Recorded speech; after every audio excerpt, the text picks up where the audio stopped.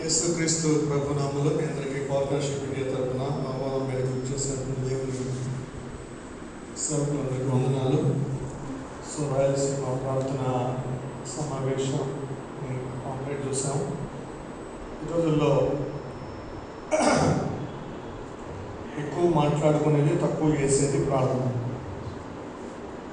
ఎక్కడికన్నా మాట్లాడండి, ఎక్కడికి వెళ్తున్నారంటే ఈ లెండేస్లో ఎక్కువగా ఉపవాస ప్రార్థనలోని ప్రార్థనల గురించి మాట్లాడుకుంటూ ఉంటాం.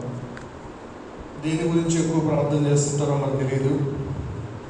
ఉపవాస ప్రార్థన అని 2 గంటలకి అందరూ కలిసి బిర్యానీ తినేస్తారు. ఒక హాఫ్ అన్ అవర్ ఎంతో లేట్ అవుతుంది అంతే ఉపవాస ప్రార్థనకి, మామూలు ప్రార్థనకి.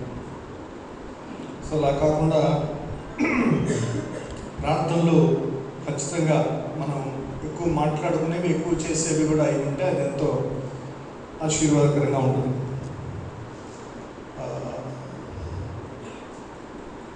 చిన్న అంశాన్ని ముందు పెట్టాలని ఇష్టపడుతున్నాను. అయితే అంతకంటే ముందుగా సేవకులుగా ఉన్నాం కాబట్టి అందరికీ తెలిసిన విషయాలే. మనందరి యొక్క ప్రోత్సాహం కొరకు ప్రార్థన రకాలు, కైండ్స్ ఆఫ్ ప్రేయర్స్ అనేటువంటి విషయాన్ని గురించి మాట్లాడి, అంటే ఏమేమి ఉన్నాయి, ఊరికి హెడ్డింగ్స్ మాత్రం, కొన్ని ఏమన్నా వినకుండా ఉన్నాయా. ఇప్పుడు సేవకులు కాబట్టి రకరకాల ప్రార్థనలు తెలుసు. ఒకటి వ్యక్తిగతమైనటువంటి ప్రార్థన ఉందా లేదా బైబిల్లో? ఏకాంత ప్రార్థన, కుటుంబ ప్రార్థన, సంఘ ప్రార్థన కదా. ఇవి సామాన్యంగా చేస్తుంటాం. విజ్ఞాపన ప్రార్థన. అయితే వీటితో పాటు ఇంకొన్ని ప్రార్థనలు కొద్దిగా లోతుగా వెళ్ళి చేయాల్సినటువంటి విషయాలు కూడా ఉన్నాయి. అవేంటి అనేది మనం అర్థం చేసుకోవాలి. కొంచెం లోతుగా వెళితే మనం 4 చెప్పుకున్నాం. ఏకాంత ప్రార్థన లేదా వ్యక్తిగత ప్రార్థన, సంఘ ప్రార్థన, కుటుంబ ప్రార్థన, తర్వాత సంఘ ప్రార్థన, విజ్ఞాపన ప్రార్థన. వీటితో పాటు ఇంకొంచెం లోతుగా వెళితే ఇంకేం ప్రార్థనలు ఉన్నాయి మీరు చెప్పండి ఒకసారి. చెప్పచ్చు. కన్నీటి ప్రార్థన, ఉపవాస ప్రార్థన. రైట్, ఉపవాస ప్రార్థన ఇప్పుడు అనుకున్నాం 5, 6 కన్నీటి ప్రార్థన. ఇంకా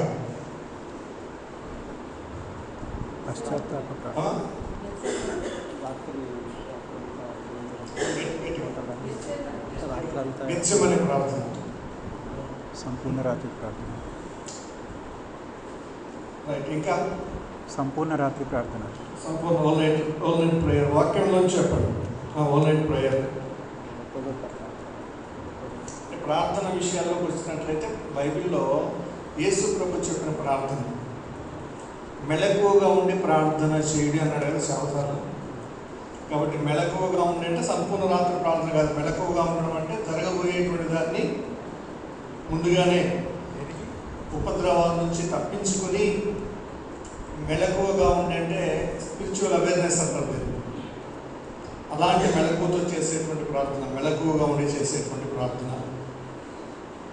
ఇంకోటి ఎడతెగక ప్రార్థన, ఫర్వెంట్ ప్రేయర్, ఎడతెగక ప్రార్థన. తర్వాత పట్టుదల గల ప్రార్థన. రోమ 12:12 ఉంది కదా, పట్టుదల గల ప్రార్థన. తర్వాత ఇంకా విసుగక లేదా ఎడతెగక, 2 ఒకటి కదా. విసుగక, ఎడతెగక, లోక 18లో చూసేటువంటి ప్రార్థన. తర్వాత అంటే మాటిమాటికి, అదే ఎడతెగని, విసుగక, మాటిమాటికి అన్నీ ఒకటి. తర్వాత ఆత్మలో ప్రార్థన, రోమ 8:26 ప్రకారం పరిశుద్ధాత్మ ప్రార్థన, పరిశుద్ధాత్మ ద్వారా చేసేటువంటి ప్రార్థన. తర్వాత ఏమండి, అదే చెప్పాను ఇప్పుడు, రోమ 12:12 పట్టుదలతో కూడిన ప్రార్థన.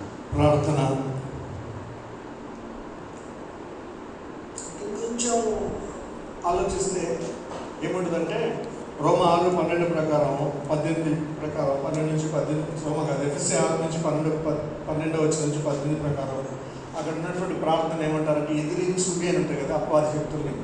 అక్కడ ఉన్నటువంటి ప్రార్థన ఏమంటారంటే అగ్రెసివ్ ప్రేయర్ అంటారు, పోరాట ప్రార్థన. ఇది మెచ్యూర్డ్ క్రిస్టియన్స్ చేసేటువంటి ప్రార్థన. అంటే ఇప్పుడు ఫస్ట్ 3-4 ఉన్నాయి కదా మన కోసం మనం చేసుకునే ప్రార్థన. ఆ తర్వాత నుంచి ఎడతెగని ప్రార్థన, విజ్ఞాపన ప్రార్థన, కన్నీటి ప్రార్థన, పట్టుదల ప్రార్థన, ఉపవాస ప్రార్థన, అగ్రెసివ్ ప్రేయర్ పోరాట ప్రార్థన, ఆత్మలో ప్రార్థన, ఇవన్నీ ఇతరుల కొరకు కూడా భారంతో చేసే ప్రార్థన అగ్రెసివ్ ప్రేయర్. ఇప్పుడు డిసెంబర్ నెలలో ఇవన్నీ ఎందుకు చెప్తున్నానంటే డిసెంబర్లో మేము 40 days ఫాస్టింగ్ చేశాం.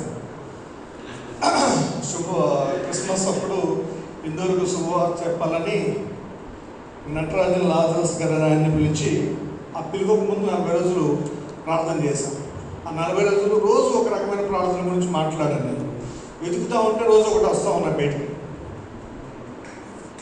రోజు ఒక రకమైనటువంటి ప్రార్థన మాట్లాడుతున్నాను. ఎంత అద్భుతంగా ఉంటుంది అలా చూస్తే. తర్వాత నిజంగానే అలా ప్రార్థన చేశారు కాబట్టి అన్యులు విపరీతంగా వచ్చి దేవుని యొక్క అద్భుతమైనటువంటి మాటలు వినగలిగారు. దేవునికి స్తోత్రం, హల్లెలూయా. తర్వాత ఇంకోటి ప్రవచనాత్మకమైన ప్రార్థన, ప్రాఫెటిక్ ప్రేయర్. ప్రాఫెటిక్ ప్రేయర్ ఇది దానియేలు 9వ అధ్యాయం కనిపిస్తుంది, 1 నుంచి 3 వచ్చిన మధ్యలో. అంటే 9వ అధ్యాయం అంతా అదే ప్రేయరే, ప్రాఫెటిక్ ప్రేయర్. అంటే ప్రవచనాలను ఆధారం చేసుకొని చేసే ప్రార్థన. ఇది ఈ ప్రార్థన. ఈరోజు ఈ ప్రవచనాత్మకమైన ప్రార్థన గురించి చెప్పాలి ఇష్టపడుతున్నాను నేను. ప్రవచనాత్మకమైన ప్రార్థన ఇన్ని ప్రార్థనలు ఉన్నాయి కదా రకరకాలుగా. కొన్ని నేను మిస్ అయ్యాను, ఇష్టపడి చూసుకొని రాలేదు, కానీ నేను మనసులో ఉన్నాయి గుర్తున్నాయి చెప్తున్నాను. ప్రవచనాత్మకమైన ప్రార్థన చూడండి, దానియేలు గ్రంథం 9వ అధ్యాయానికి వద్దాం. దానియేలు గ్రంథం 9వ అధ్యాయం 1 నుంచి 3 వచనాలు.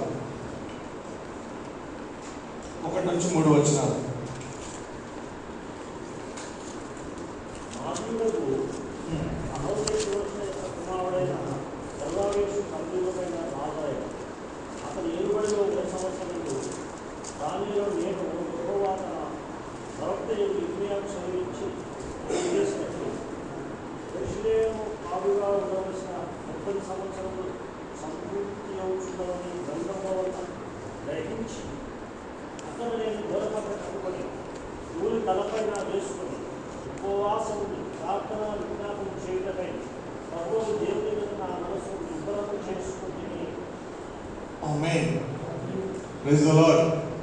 దానియేలు 9వ అధ్యాయంలో సుదీర్ఘమైనటువంటి ప్రార్థన చేస్తున్నాడు.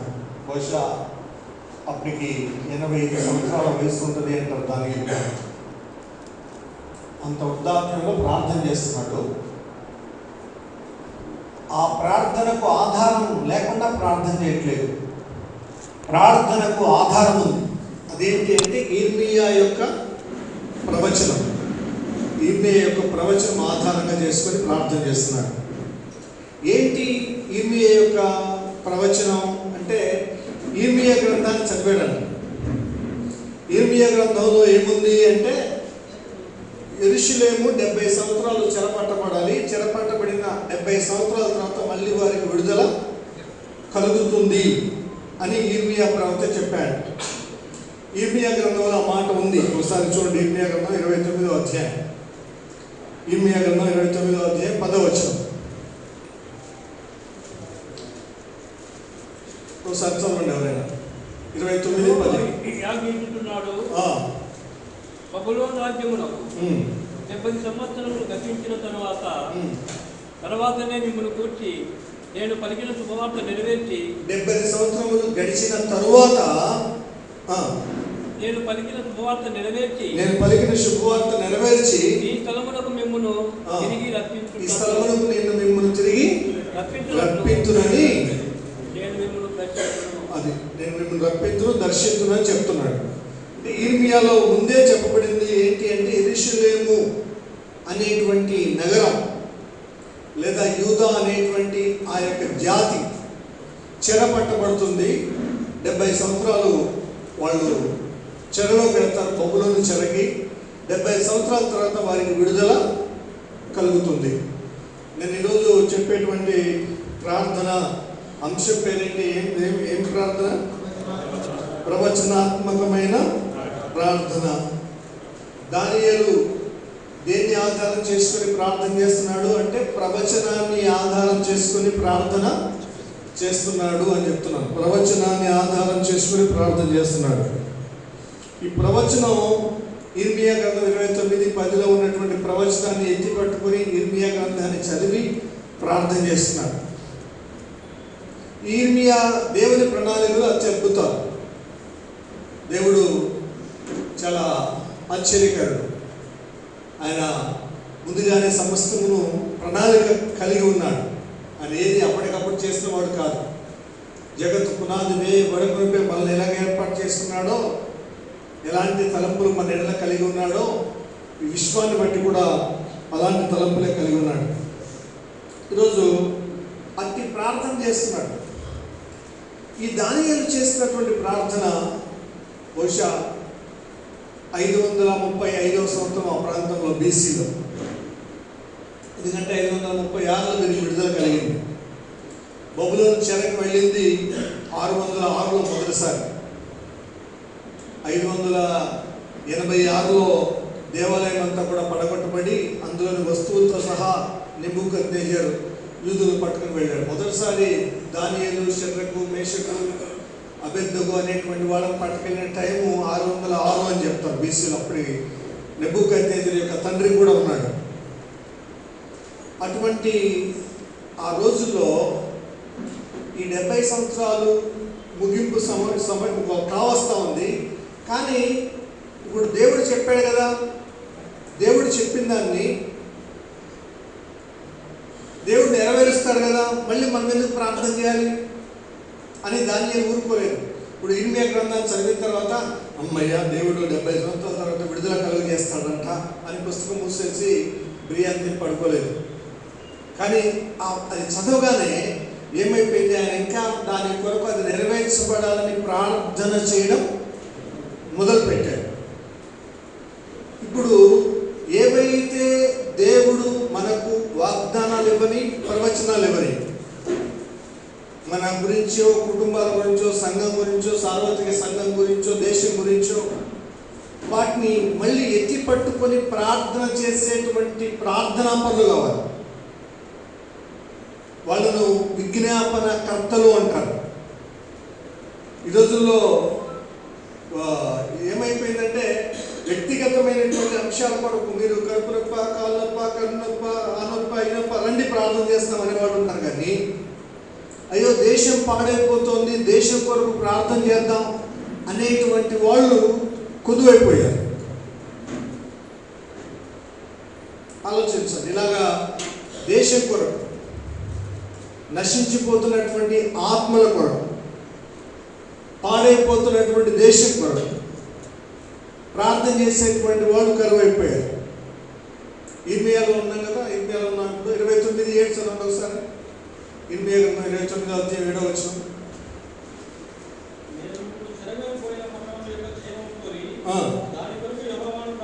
దాని కొరకు యెహోవాను ప్రార్థన చేయండి, దాని క్షేమము మీ క్షేమమునకు కారణమగును. చాలు. ఆ పట్టణం ఏదైతే చెరగలిపోయారో బబులోను, దాని కొరకు ప్రార్థన చేస్తే అది క్షేమంగా ఉంటే మీరు క్షేమంగా ఉంటారు. ఇప్పుడు భారతదేశం హిందూ దేశం అయిపోయింది, ఇంకా పాడైపోవాలన్నట్టుగా కాదు, ప్రార్థన చేయాలి. ప్రభుత్వం, బీజేపీ ప్రభుత్వం పరిపాలిస్తుంది, అంతమైపోవడం అనేదే కాదు, ప్రార్థన చేయాలి. వాళ్ళకి మనసు కలగాలని, వాళ్ళ మనసే మార్చబడాలని. మనం ఏంటంటే ఎవరన్నా శత్రువు లాగా కనబడితే, ఎవరన్నా మనకు హాని కలుగు చేస్తాం అనుకుంటే వాళ్ళు ఏదో అయిపోవాలన్నట్టుగా ఉంటాం, కానీ క్రైస్తవులుగా అలా కాదు. సరే, ఒక మాట చదువుకొని అక్కడికి వద్దాం. ఈలోపు విజ్ఞాపన కర్తల గురించి చూద్దాం. యెషయా 62:7. యెషయా గ్రంథం 62వ అధ్యాయం 7వ వచనం. యెహోవా జ్ఞాపకర్తలారా విశ్రమింపకుడి, ఆయన యెరూషలేమును స్థాపించే వరకు, లోకమంతటా దానికి ప్రసిద్ధి కలుగు చేయ వరకు ఆయనను విశ్రమింపనీయకుడి. Praise the lord. ఇది ప్రార్థనా పరుల యొక్క లక్ష్యం. ఇది కదా మన సవాలు. మీరు విశ్రమింపకుడి, ఆయనను విశ్రమింపనీయకుడి. అంటే అలాంటి ప్రార్థన చేయాలి. జ్ఞాపకకర్తలారా అనే మాట వాడబడింది ఇక్కడ. ఇప్పుడు దానియేలు అదే చేస్తున్నాడు. దేవుడు ఏదైతే మాట్లాడాడో, సెలవిచ్చాడో దాన్ని, అదే వాక్యాన్ని, అదే మాటను దేవునికి జ్ఞాపకం చేసి ప్రార్థన చేస్తున్నాడు. కాబట్టి పరిశుద్ధ లేఖనాల్లో దేవుడు ఏవైతే ప్రవచనాలు చెప్పాడో, ఏవైతే వాగ్దానాలు ఇచ్చాడో, ఏదైతే మాట ఇచ్చాడో ఆ మాట ఎత్తి పట్టుకొని దేవునికి ప్రార్థన చేసేటువంటి వాళ్ళు కావాలి. ఇప్పుడు దాన్ని బట్టి దేవుడు ఆనందించేవాడుగా ఉన్నాడు. దానియేలు అలాంటి ప్రార్థనే చేస్తున్నాడు. దానియేలు యొక్క ప్రార్థనకు జవాబు వచ్చిందా లేదా అని చూస్తే, దానియేలు యొక్క ప్రార్థనకు యెజ్రా గ్రంథంలోనే జవాబు వచ్చినట్టుగా చూస్తాం. యెజ్రా గ్రంథంలోనికి రండి. ఇప్పుడు యెజ్రా గ్రంథం 1వ అధ్యాయం 1-2 వచనాలు.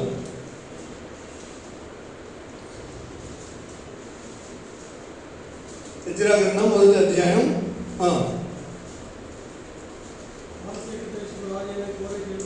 చూడండి. పారసీకపు దేశపు రాజైన కోరేషు ఏలుబడిలో మొదటి సంవత్సరం ముందు ఇర్మియా ద్వారా పలకబడిన మాటలు నెరవేర్చు. ఇక్కడ కూడా ఇర్మియా ప్రవచనం. కోరేషు మనస్సును ప్రేరేపింపగా. Praise the lord. చూడండి, ఒక్క నిమిషం ఆగండి. కోరేషు మనస్సు ఏం చేశాడు దేవుడు? ఎందుకు, ఎలా ప్రేరేపించాడు? నిజానికి అద్భుతమైనటువంటి విషయం ఏంటంటే, కోరేషు అనేటువంటి రాజు పుట్టక ముందే, కోరేషు అన్యరాజు, పారసీక దేశపు రాజు, యూదుల రాజు కాదు, ఇశ్రాయేల్ రాజు కాదు. అయినా కూడా కోరేషు గురించి యెషయా ప్రవక్త ప్రవచించాడు. యెషయా చూడండి, అక్కడ ఇది ఇలాగే ఉంచి, ఇక్కడ ఇలాగే ఉంచి, యెషయా 44వ అధ్యాయం 28వ వచనం. యెషయా గ్రంథం 44వ అధ్యాయం 28వ వచనం.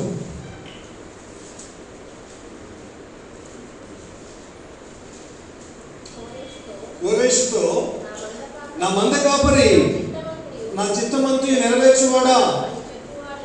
అది ఎప్పుడు రాయబడింది? ఇది ప్రవచనం. కోరేషు పుట్టక ముందే, కోరేషు BC 5th సెంచరీ వాడైతే 7th సెంచరీలోనే, BCలో 200 సంవత్సరాలకు ముందే, కోరేషు పుట్టక ముందు 250 సంవత్సరాల కాలంలో యెషయా ప్రవక్త కోరేషు పేరు పెట్టి యెషయా గ్రంథంలో రాశాడు. నా మంద కాపరి అంటున్నాడు, నా చిత్తమంతయు నెరవేర్చువాడు అంటున్నాడు. కానీ నిజానికి యూదుల రాజు గురించి అయితే సరే రాశారు అనుకోవచ్చు. కానీ ఏ రాజైనా పారసీక దేశపు రాజు, ఏ రాజైనా అన్య దేశపు రాజు. కానీ అన్య దేశపు రాజుల్లో కూడా దేవుని చిత్తాన్ని నెరవేర్చేటువంటి రాజులు ఉంటారంట. ఆమేన్. ఇది మనకు కావాల్సింది ఇప్పుడు. హల్లెలూయా. మనం ఏమనుకుంటామంటే క్రైస్తవ రాజు రావాలి, దేశం అంతా క్రైస్తవ దేశం కావాలి, క్రైస్తవ రాజు పరిపాలించాలి, అందరికీ క్రైస్తవులే ఉండాలి. ఇదే మన కోరిక. అన్యదేశపు రాజు, అన్యదేశపు వ్యక్తి, అన్యుడు వచ్చి మనోనేత్రాలు వెలిగించబడి దేవుడిని తెలుసుకుంటే ఎంత గొప్ప అద్భుతంగా ఉంటుంది. ఆమేన్. హల్లెలూయా. కోరేషుకు ఆ విధంగా జరిగింది. ఇప్పుడు దానియేలు యొక్క ప్రార్థన బట్టి దేవుడు ఏం చేశాడు? దానియేలు యొక్క ప్రార్థన ఆలకించి ఏం చేశాడు? కోరేషు అనేటువంటి వాడి తల్లి గర్భంలో పిండగా రూపొందక మునిపి ఎన్నుకొని కోరేషు రాజు అయిన వెంటనే కోరేషు యొక్క మనస్సును ప్రేరేపిస్తున్నాడు. ఏమని ప్రేరేపిస్తున్నాడు? ఇప్పుడు 3వ వచనంలో యెజ్రా గ్రంథం 1:3లో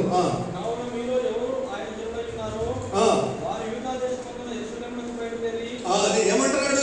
యూదులందరితో అంటున్నాడు, మీరు బబులోను చెరలో, బబులోను అనేటువంటి సామ్రాజ్యానికి ఇప్పుడు పారసీక దేశపు అధికారంలోకి వచ్చింది. అధికారంలోకి రాగానే మీరందరూ ఇక్కడ ఎవరు కూడా ఏ రాజైనా అధికారంలోకి రాగానే ఇంకా పరిపాలించాలని ఆశపడతారు కదా. కానీ వాళ్ళకి ఏం చేస్తారంటే స్వాతంత్రం ఇస్తున్నాడు, ఫ్రీడమ్ ఇస్తున్నాడు, ఇండిపెండెన్స్ డిక్లేర్ చేస్తున్నాడు. యూదులు ఎవరైతే బబులో ఉన్నారో వాళ్ళకి, బబులోలో ఉన్న వాళ్ళకి, మీరు మీ దేశంలోకి బయలుదేరి చదవమ్మా, అక్కడ ఏమన్నా అది యెరూషలేములో ఉండు దేవుని మందిరమును అనగా ఇశ్రాయేలు దేవుడైన యెహోవా మందిరమును కట్టవలెను. ఆమేన్. అది కోరేషు అనేటువంటి అన్యదేశపు రాజు బబులోను వాళ్ళకు, బబులోనులో ఉన్నటువంటి యూదులకు ప్రకటిస్తున్నటువంటి మాట.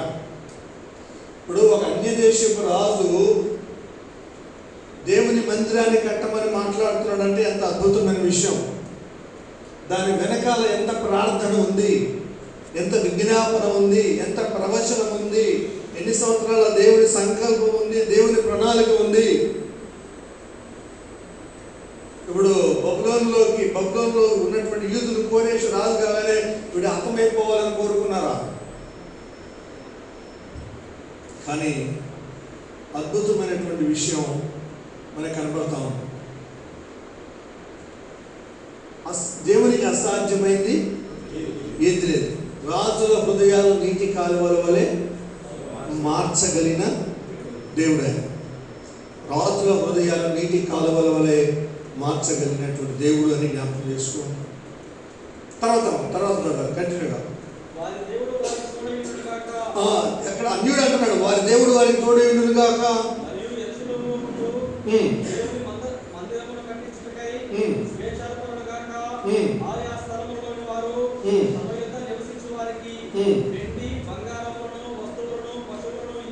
ఆయన ఇచ్చిందే కాక అందరు ఇవ్వండి అని చెప్తున్నాడు. అది ఆయన గవర్నమెంట్ సొమ్ము ఇచ్చాడు మందిరం కట్టుకోమని. ఆయన ఇచ్చింది కాక మళ్ళీ అందరికి కూడా ఇవ్వమని చెప్తున్నాడు. అధ్యాయం చదివితే అర్థమవుతుంది. ఆ స్థితికి రాగలిగాడు. అది ప్రవచనాత్మకమైనటువంటి ప్రార్థన.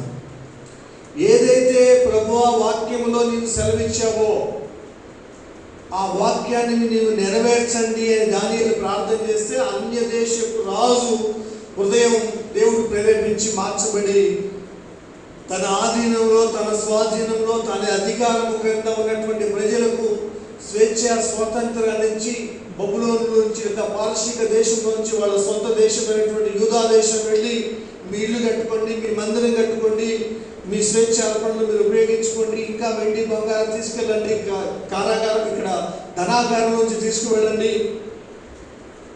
ఎంత అద్భుతమైనటువంటి విషయాలు.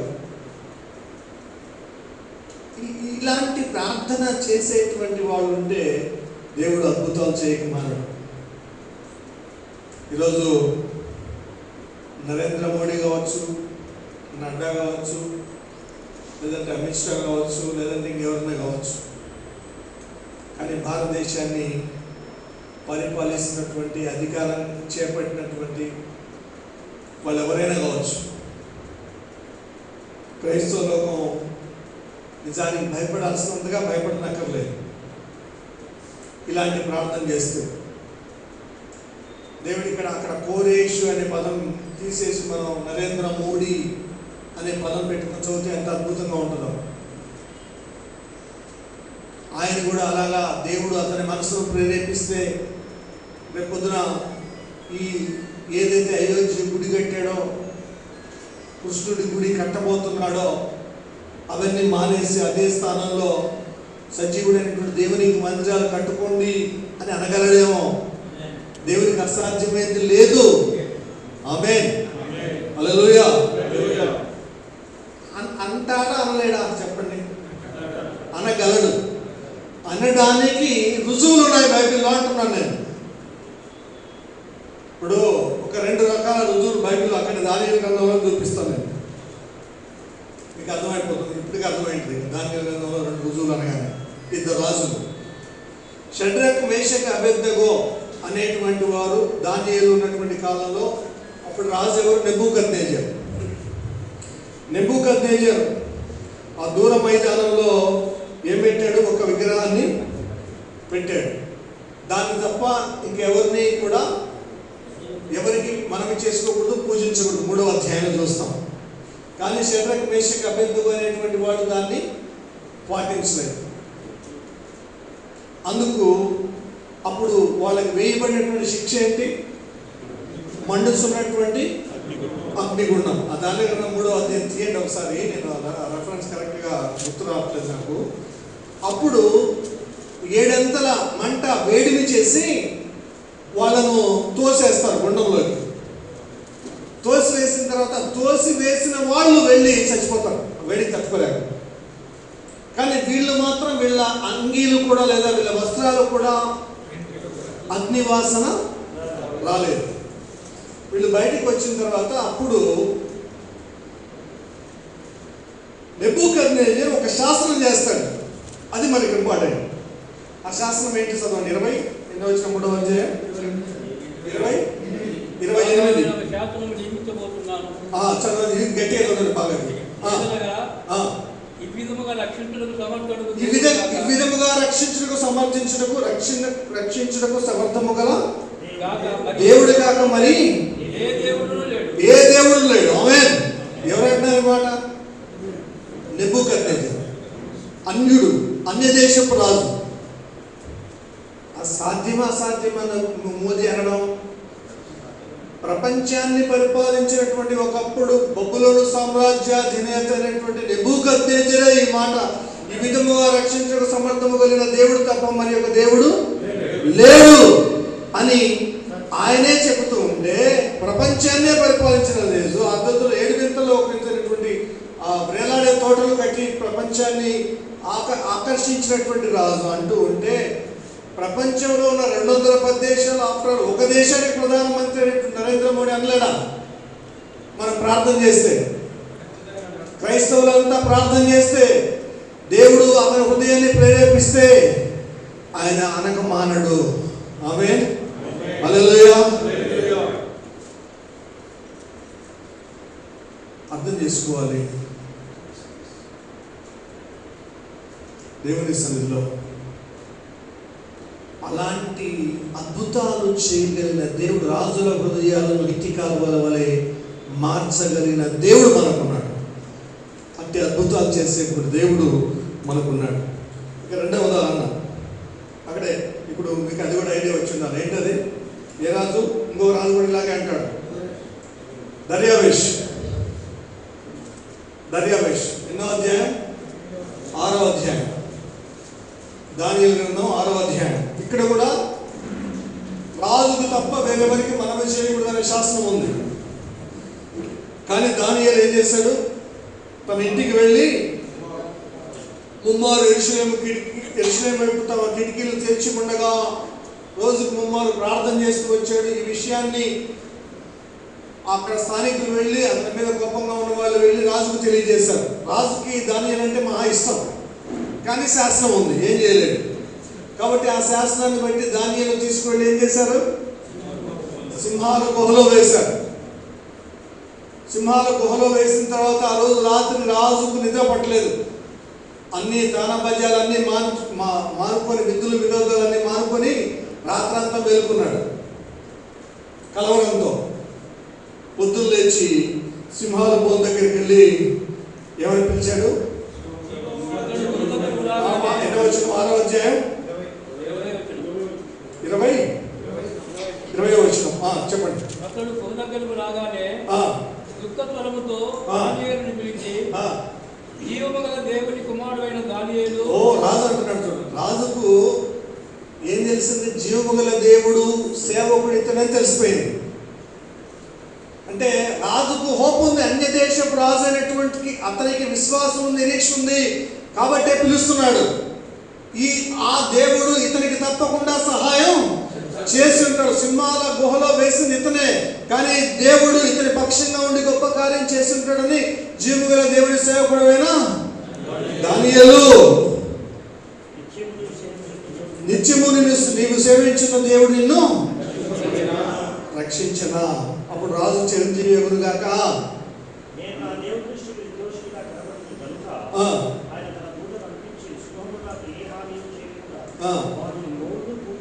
ముయించెను రాజా. అప్పుడు దర్యావేషు మళ్ళీ ఒక శాసనం చేస్తాడు. చదవండి 26వ వచనం. ఇప్పుడు అక్కడేమో నెబూకద్నెజరేమో దానియేలు 3:28లో శాసనం చేశాడు. ఇక్కడ 6:26లో దర్యావేషు శాసనం చేస్తున్నాడు. దర్యావేషు శాసనం చేస్తున్నాడు. ఏం శాసనం అది?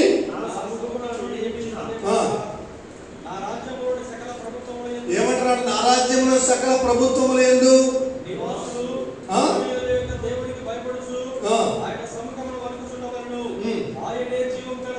Praise the lord. ఇట్టి దేవుడు తప్ప మరి ఒక దేవుడు లేడన్నాడు నెబూకద్నెజరు. ఇక్కడ దర్యావేషు ఏమంటున్నాడు? ఆయనే జీవము గల దేవుడు, ఆయనే యుగ యుగములు ఉండువాడు, ఆయన రాజ్యము నాశనము కానేరదు, ఆయన ఆధిపత్యము తుదమట్టుకును ఉండును. ఆమేన్, హల్లెలూయా. ఎవరంటున్నారు ఈ మాటలు? అన్యుడు, మాదీయ దేశపు రాజు దర్యావేషు. అన్యుడు. ఒక పారశిక దేశ ప్రాంతం చూస్తున్నాం, ఒక మాదీయ దేశ ప్రాంతం చూస్తున్నాం, ఒక బబులోను రాజు దేశం చూస్తున్నాం. అందరూ అన్యులే, అందరూ అన్యులే. కానీ జీవము గల దేవుని అందరూ కూడా ఒప్పుకుంటున్నారు. అటువంటిది నేడు భారతదేశాన్ని పరిపాలిస్తున్నటువంటి ప్రభుత్వం, ఒకవేళ బీజేపీ అయినా, దాని వెనకాల ఉన్నది విశ్వ హిందూ పరిషత్ అయినా, ఇంకా దాని వెనకాల ఉన్నది ఆర్ఎస్ఎస్ మూలాలైనా, ఇవన్నీ ఏవైనా కూడా ప్రార్థన చేస్తే దేవునికి అసాధ్యమైనది ఏదైనా ఉందా? ఆమేన్, హల్లెలూయా. దేవునికి అసాధ్యమైనది ఏది లేదు. ఇది ఇలాంటి ప్రార్థనలు చేయవలసినటువంటి రోజులు.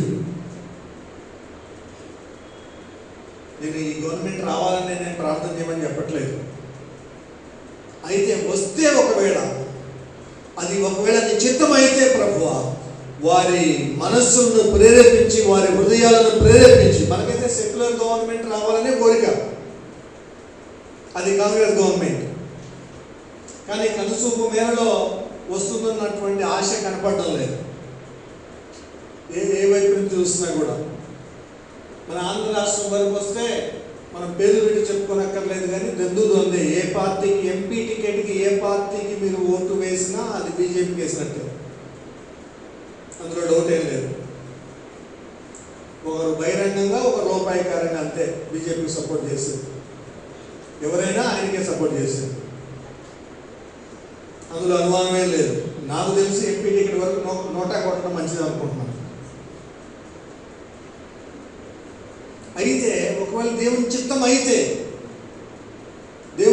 అయితే ఒకవేళ వస్తే బీజేపీని మనం ఎంత ప్రార్థన చేసినా, అప్పుడు జరగాల్సింది ఏంటి? ఆయన హృదయం మార్చబడాలి, అతని స్వభావం మార్చబడాలి. ఈ 2023 క్రిస్మస్ అప్పుడు క్రిస్మస్ మీటింగ్లో మోదీ గారు కూర్చుంటే ఒక చర్చి పాస్టర్ గారు సండే స్కూల్ పిల్లలకి చెప్పినట్టు ఆయన సువార్త చెప్పాడు. మీరు వీడియో చూసారో లేదో? దేంతో చెప్పాడో జరగదు నాకు తెలుసా? కలర్ బుక్ తీసుకొని చెప్పాడు. కలర్ బుక్ 5 రకాల కలర్లు ఉంటాయి కదా, ఆ కలర్స్ బుక్ తీసుకొని, చిన్న బుక్ తీసుకొని, బంగారు కలర్ దేవుడి సృష్టిని, దీన్ని పాడు చేశాడు ఆదాము అవ్వలు సాతాను. అది నలుపు, మళ్ళీ తర్వాత ఎరుపు. యేసు రక్తం పాపాలు కడిగి పవిత్రపరిచింది ప్రతి మనిషి యొక్క. దాన్ని ఒక్కొక్క కలర్ని, ఒక్కొక్క అంశాన్ని, ఒక్కొక్క నిమిషం ఎక్స్ప్లెయిన్ చేసి 4 to 5 minutesలో అద్భుతమైనటువంటి గాస్పల్ అందించాడు. మోడీ గారు తీక్షణంగా చూస్తూ విన్నాడు. ఆ వీడియో ఉంది, చూస్తాను నేను. క్రిస్మస్ అప్పుడు జరిగినటువంటి విషయం. కాబట్టి దేవుడు ఆయన మనస్సును మార్చగలడు. లేదంటే ఎవరో కోరేష్ లాగా దేవుడు ఏర్పరచుకున్నటువంటి వాళ్ళు ఆ స్థానంలోనికి రాగలరు. దేవునికి అసాధ్యమైనది ఏది లేదు. ఇప్పుడు ఆది సంఘ కాలంలో ఒక జరిగిన చరిత్ర ఒక నిమిషం చెప్పి నేను ఇంకా ముగిస్తున్నాను. రోమన్ ఎంపరర్స్ అందరూ కూడా క్రైస్తవులు విపరీతంగా హింసించారు. హింసలు అనుభవిస్తూనే హతసాక్షులుగా మారుతూనే తమ కళ్ళ ముందు ప్రాణాలు గొంతులు కోస్తున్నా, బట్టలు చుట్టి నూనెలో ముంచి సజీవంగా ఉన్నప్పుడే అంటిస్తున్నా, మండుతూ కాలిపోతున్నా కూడా విశ్వాసాన్ని కాపాడుకున్నారు. కొంతమంది చావుకు తెగించి చనిపోయారు. అది 10ల్లో కాదు, 100ల్లో కాదు, వేలల్లో జరిగి ఉండదు. ఈ రోజుల్లో ఇప్పట్లాగా అప్పుడు కనుక వీడియోలు ఉంటే అసలు యేసుప్రభువు నమ్ముకునే వాళ్ళే కదా. అన్నీ కనుక చూపించి ఇప్పుడు పెడితే ఎవరు వేసే దగ్గర కూడా రాలేదు. అందుకే అప్పుడు ఇవ్వలేదు దేవుడు. అప్పుడు వీడియోలు ఏం లేవు, వాట్సాప్లు ఏం లేవు. అయితే వాళ్ళు చేస్తున్నటువంటి ప్రార్థన బట్టి 4th సెంచరీలో 2 శతాబ్దాల హింస తర్వాత 250 సంవత్సరాల హింస తర్వాత ఆ దేశానికి కాన్స్టంటైన్ అనేటువంటి ఒక రాజు వచ్చాడు. ఆ రాజు కాన్స్టంటైన్ అనేటువంటి ఆయన యొక్క తల్లి ఎలీనా, ఆమెకు తన కుమారుడు యుద్ధానికి వెళుతూ ఉంటే ఆ యుద్ధంలో సిలువ జెండా పట్టుకుంటే గెలిచినట్టుగా కల వస్తుంది.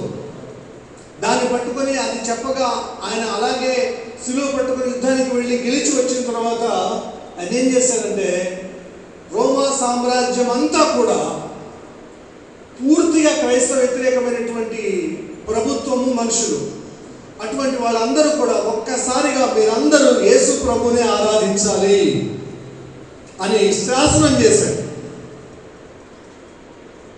అప్పటి నుంచి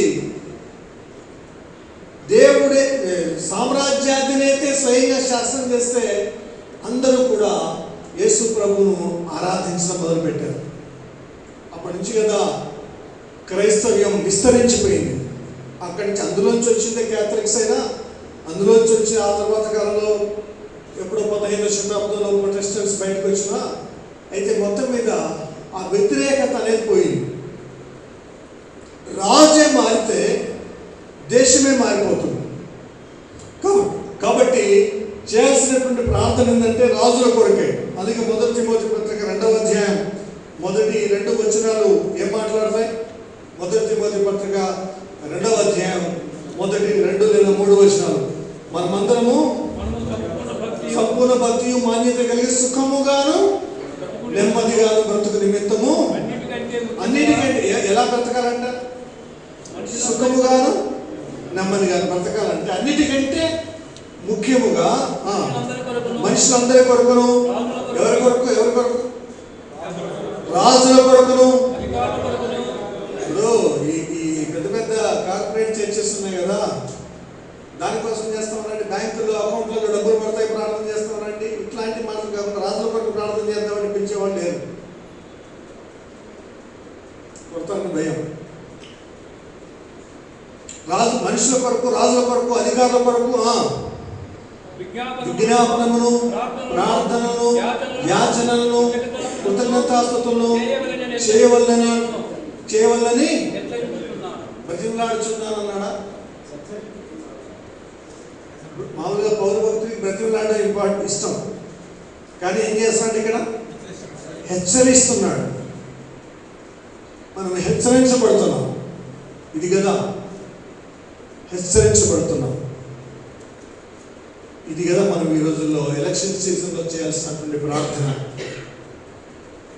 భారతదేశానికి, ఆంధ్ర రాష్ట్రానికి ప్రభువా నీతివంతమైన ప్రభుత్వాన్ని దయచేయండి. మనం ఏంటి రాష్ట్రాల గురించి కొన్నిసార్లు అందరినీ ఒకే కాట కట్టేయలేం, కానీ మాట్లాడుకుంటే బాధ అవుతుంది.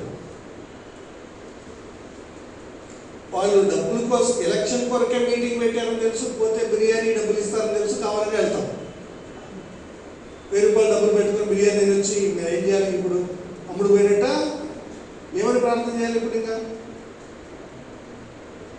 బిర్యానీ పెట్టిన కోసం ప్రార్థన చేయాలా? నీతివంతుడైన దేవుడు ఇచ్చేటువంటి రాజు కోసం ప్రార్థన చేయాలా?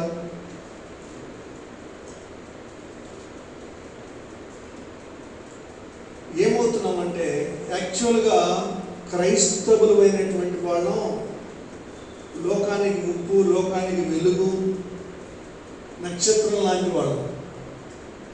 మనం ఒక సూచనగా ఉండాలి, ఒక మాదిరిగా ఉండాలి. ఒక ఉన్నతమైన స్థితిలో దేవుని పిల్లలముగా, కథల్ని యాజకులుగా ఉండగలగాలి. కానీ లోకంలోని చిన్న చిన్న వాటికి, ఆఫ్టర్ ఆల్ తుచ్చమైనటువంటి వాటికి, ఒక పూట కొరకు ఏషియావు తన జ్యేష్ఠతో నమ్ముకున్నట్టుగా మనల్ని మనం అమ్మేసుకుంటే, నేను ఇక్కడేగా చెప్పేది, సంఘంలో కూడా చెప్తున్నాను చాలా ఎలక్షన్స్ నుంచి, మన గేట్కి ఒక బోర్డు కట్టుకోవాలి, మేము ఓట్లు అమ్మము, ఎవరు అడగదు, దయచేసి మా ఇంట్లోకి ఓట్లు కొనుగోలుకు రావద్దు, మనం అమ్ముడు పోకూడదు.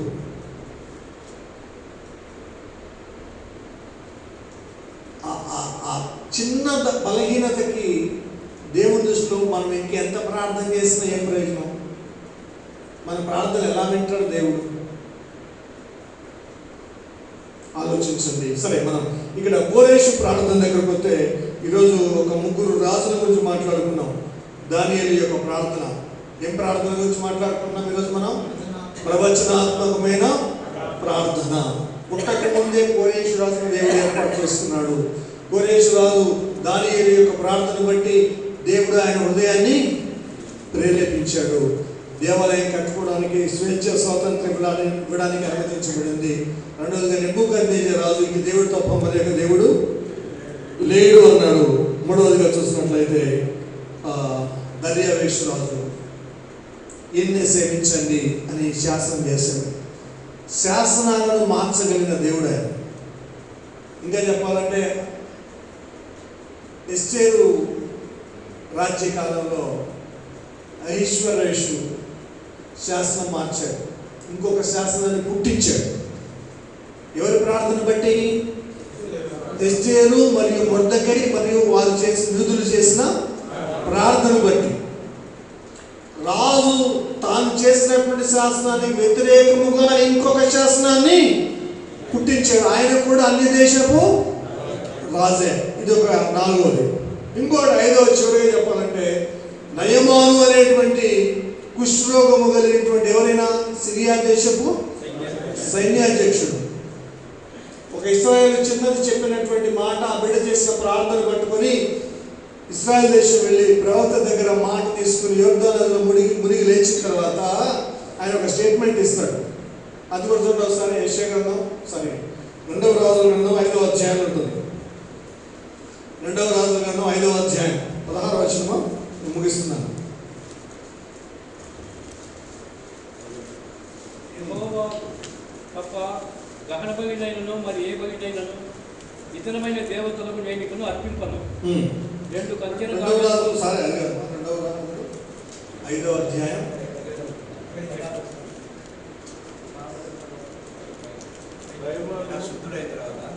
శుద్ధుడైన తర్వాత ప్రవక్త ముందుకు వచ్చి ఇది దేవుడు తప్ప మరి ఒక దేవుడు లేడు అంటాడు.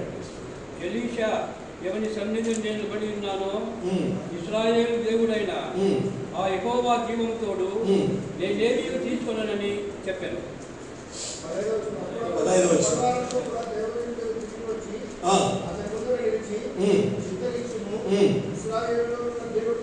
ఈ మాట, ఇశ్రాయేలు దేవుడు తప్ప లోకమంతటి యందును, ఓ ఆమేన్, లోకమంతటి యందు మరి ఒక దేవుడు లేడని నేను ఎరుగుదును. ఎలా వచ్చాడు ఇప్పుడు? బహుదేవత ఆరాధికులు, అన్య దేవత ఆరాధికులైనటువంటి రాజులు, అధికారులు సృష్టికర్త అయినటువంటి దేవుణ్ణి ఆరాధించే వారిగా మారిపోయారు. అద్భుతాలు కదా. దేశాధ్యక్షులు మారరా, రాజులు మారరా, ఎంపరర్స్ ఎందుకు మారరు? వారిని, వారి ఉదయాలను, వారి అంతరంగాలను, వారి స్వభావాలను, వారి మనస్సులను మార్చగలిగిన సమర్థుడైనటువంటి దేవుడు మనకున్నాడు. మనం ఆయనకు ప్రార్థన చేస్తే ప్రార్థన చేయాలి కానీ అట్టి ప్రార్థన చేసేటువంటి వారంగా మనం ఉండాలి. దేవునికి అసాధ్యమైనది ఏది లేదు. కాబట్టి రాజుల హృదయాలను నీటి కాలువలలో మార్చేటువంటి దేవునికి ఈరోజున మనం ప్రార్థన చేసుకున్నాం. దేవుడు మనందరికీ కలిగి మాటలన్నింటినీ కూడా ఆశీర్వదించును గాక. నేను ముగిస్తున్నాను. Amen. God bless you all.